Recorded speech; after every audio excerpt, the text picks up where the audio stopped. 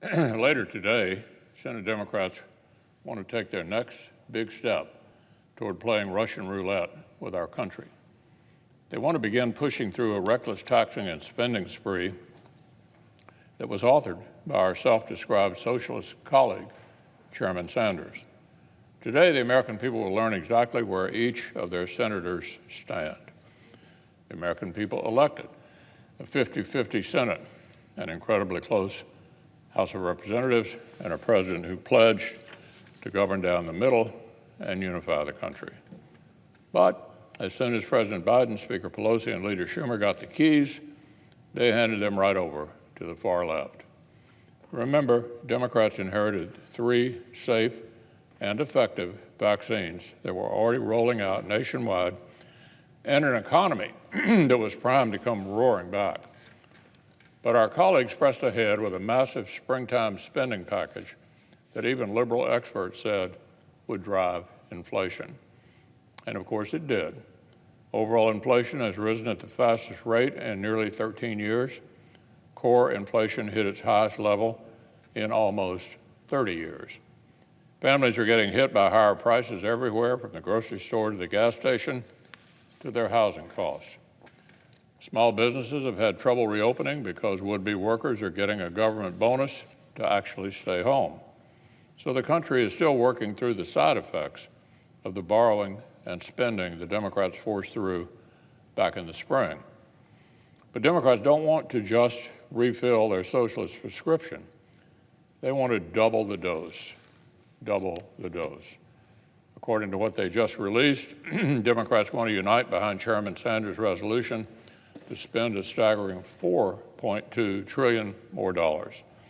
Of course, outside experts estimate the real cost will be even higher still. If it's even close to fully offset, as they claim it is, this seems almost certain to be the largest peacetime tax hike on record. So let that sink in. The largest peacetime tax hike on record. Even though their rough sketch of these tax hikes would shatter President Biden's promise not to raise taxes on the middle class. Families earning well under the president's stated threshold would get hit and hit hard. This new reckless taxing and spending spree will fall like a hammer blow on workers and middle-class families. Fewer jobs, lower wages, more inflation pushing costs higher and higher. What our colleagues are proposing and planning is absolutely jaw-dropping. People want to pretend this is just business as usual, just liberals doing liberal things using Senate procedure. Make no mistake, this reckless taxing and spending spree is nothing like we've seen, nothing. The basic math of their taxing and spending is toxic enough, but the radicalism that we'll be debating on the floor goes well beyond dollars and cents. The policies they want to put behind this budget resolution read like somebody walked across the rotunda to the House and handed the squad a pen and piece of paper. Sweeping amnesty for illegal immigrants in the middle of a border crisis. Regulations that are so radical that our colleague Senator Markey, quote, said the Green New Deal is in the DNA of this budget resolution. All of the things that are in this we talked about in the Green New Deal, end quote, Senator Markey.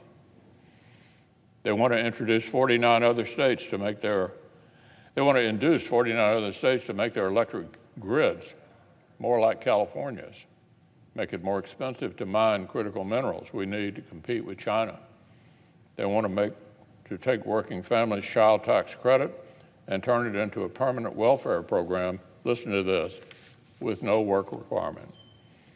They want to tamper with the prescription drug industry in ways that would leave Americans with fewer new treatments and fewer new cures.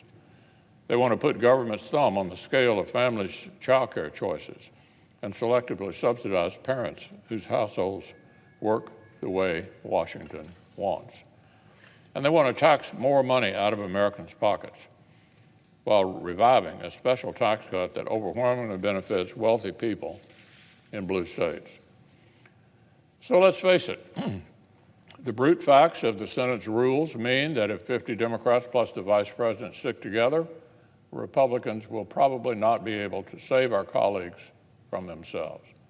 If all 50 Democrats want to help Chairman Sanders hurt middle-class families, if even our colleagues who claim they're moderates want to follow the far left off this cliff, well, that's their prerogative.